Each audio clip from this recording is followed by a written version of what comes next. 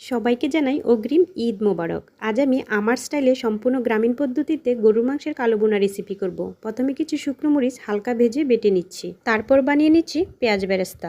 এখন আমি 1 কেজি গরুর মাংস ভালোভাবে পরিষ্কার করে ধুয়ে নিচ্ছি, আর তাতে দিয়ে দিচ্ছি কাঁচা পেঁয়াজ কুচি, পেঁয়াজ বেরেস্তা, দিয়ে দিচ্ছি মরিচ বাটা, হলুদ, ধনিয়া, জিরার গুঁড়া, স্বাদমতো লবণ, আর দিয়ে দিচ্ছি আদা রসুন বাটা। তারপর দিয়ে দিচ্ছি তেজপাতা, এলাচ, দারুচিনি, লং, গোলমরিচ, আর সাথে দিয়ে দিচ্ছি বেরেস্তা ভেজে রাখা তেলগুলো, সাথে আরেকটু কাঁচা সরিষার তেল দিয়ে দিচ্ছি। এখন সবগুলো হাত দিয়ে ভালোভাবে মেখে 30 মিনিট রেখে দেব।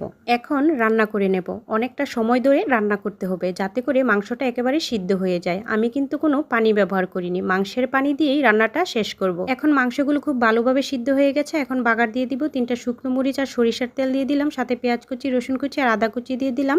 এখন মাংসটা ঢেলে দেব, তারপর দিয়ে দেব 4-5টা কাঁচামরিচ। দেখেন কালারটা কত সুন্দর কালো কালো হয়েছে, খেতেও কিন্তু দারুণ ছিল।